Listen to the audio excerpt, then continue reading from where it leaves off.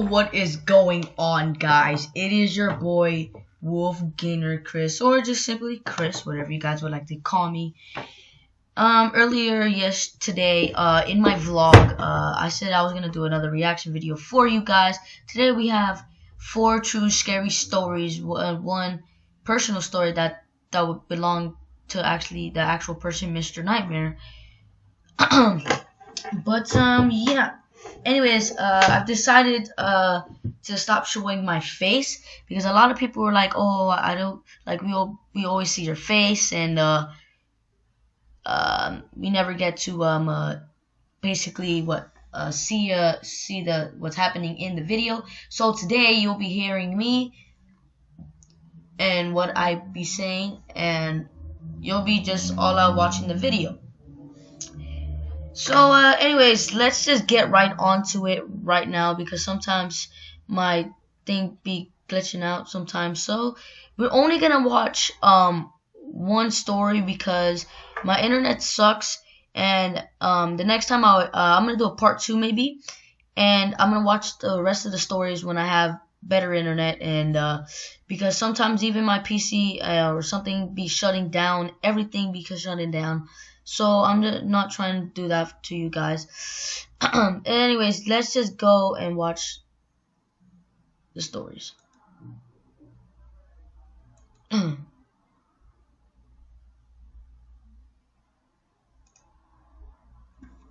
See what I mean? It's not playing. It's legit not playing.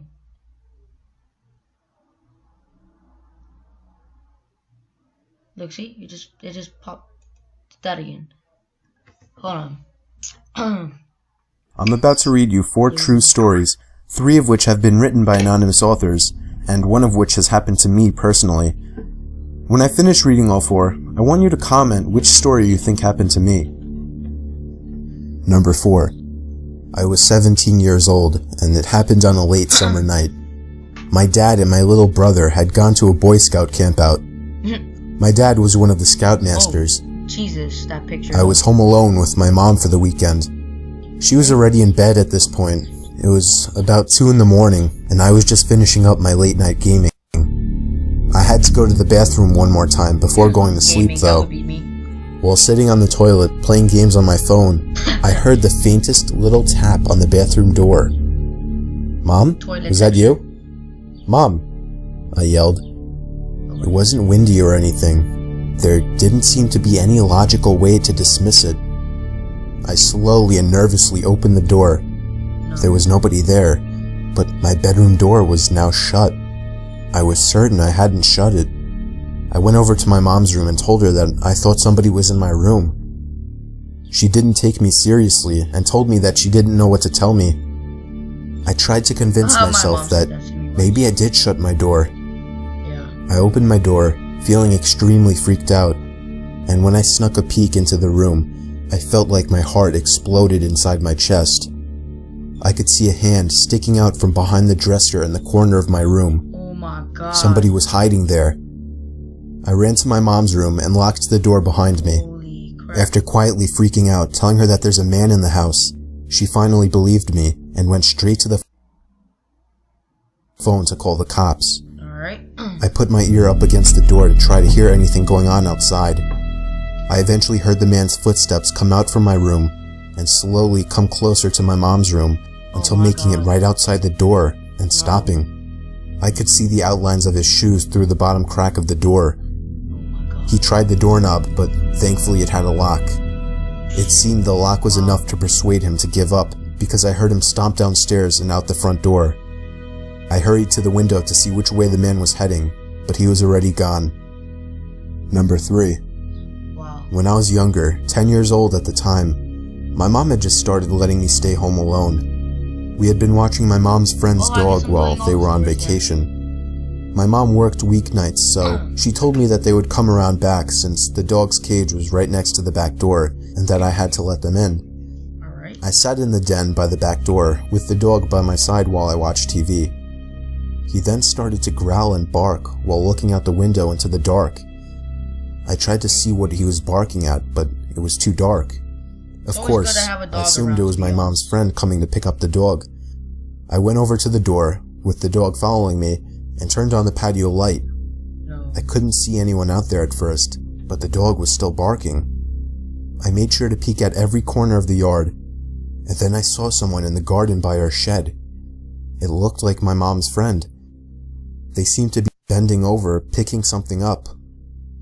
I assumed she was admiring my mom's garden or something logical. I then received a disturbing phone call. I prioritized answering the phone, as my mom was strict about me always answering the phone when I was home alone. I left the dog to continue barking by the door as I picked up the phone, hoping it was my mom, and it was. She told me that her friend wasn't going to pick the dog up that night, as they wouldn't be getting home until past midnight. Oh my god. I began to stutter as the pure horror prohibited me from speaking coherently. I managed to finally blurt out that someone was in our yard, and my mom started screaming like a lunatic. She told me to get up to my room, lock the door, and hide under the bed while she called the cops. I obeyed and laid there in silence for a good 10 minutes until I got a knock at the door. Oh my god. I sprang up and out of the room, making it halfway down the stairs, when I saw a face looking in through the window of our front door. Oh my god. A face of a guy staring right at me. A face so unsettling that it disturbs me thinking of it today. Dude, I screamed at the guy that the police were on their way, but he didn't move. I mean downstairs. He just kept staring at me like a statue. I ran all the way back upstairs, tripping twice, and back to my room. Are you I waited another few minutes before another knock came at the door, followed by a muffled shouting noise. It was the police this time. They scanned the whole premises for the guy, but he was gone. They took me into custody until my mom arrived at the station. After that incident, she started having a babysitter watch me again, all the way until I was 12. Number 2. When I was 13 years old, me, my little brother, and my dad were upstate in the Catskills, staying in the old trailer we had up there. My mom and older brother didn't like going up there, so it was usually just the three of us. This one particular night, my dad and my little brother were out picking up Chinese food. Oh my god. The trailer was pretty far from any grocery stores or food places, so they were gone for a good 45 minutes. All there was to do at night was watch the very limited selection of channels on the TV. I was honestly a bit uncomfortable being in that trailer all alone at night. There was absolutely nobody else around for at least half a mile, and the blinds barely heard a very light tap on the window. It didn't sound like an intentional knock. It sounded more like something accidentally brushing up against it while walking past. Oh my god. I took a look outside to see if it was my dad and brother, It was too dark. but instead, I saw some guy right outside the window who turned and noticed me, and then ran off into the woods. The rest of our stay there, he didn't come back. But the next time we went up there, which was the following summer, the front door to the trailer was open, and every closet door had been opened. Somebody had broken in, but luckily there wasn't anything of value to take. Number 1. A long time ago, me and my girlfriend were looking for a private place to be alone together, since our parents were always home. There was a vacant house on the corner of our block that hadn't been owned for a few years. The back door was always left unlocked. I would know because me and my friends have been in there before. We went in through the back, but before we could even get upstairs, there was a knock at the front door. We looked at each other with worry. The hell? What if someone had caught us sneaking in? She peeked out the window, but there was no one on the stoop. The freak? She made sure that the door was locked before turning back to me. I assured her it was just some kids playing ding-dong ditch. She checked the window again. The porch was still empty. She opened the door this time, and still couldn't see anyone. I wanted to look tough and impress her, so I stepped outside and yelled at the pranksters to try it again. I shut the door and waited behind it, hand on the knob, ready to throw the door open. I just waited there for at least a minute, and was about to just forget about it, when I heard the blood-curdling scream of my girlfriend. Oh my god. I turned to see what she was screaming at, and I screamed as well. Just barely in the dark, we could see the dark silhouette of a huge humanoid figure very slowly making its way down the stairs to us. We ran past it just in arm's reach and left the house the way we came. We ran all the way back to my house, both of us out of breath. We know it couldn't have been an old person. They had to be at least 7 feet tall. Nobody was supposed to be living in that house though. I even asked a friend who was living across the street from the house, and he said it's been vacant for years. We both agreed to keep quiet about this story, but I still occasionally have a nightmare about the incident.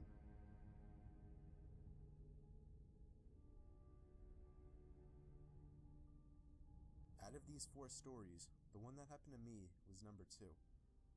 If you've been on this channel for a while, you would probably know that I did used to have a trailer upstate New York, and I actually got inspired by this experience to write a fictional story about it that's also on this channel. And I saw a guy outside the window who happened to notice me and run off.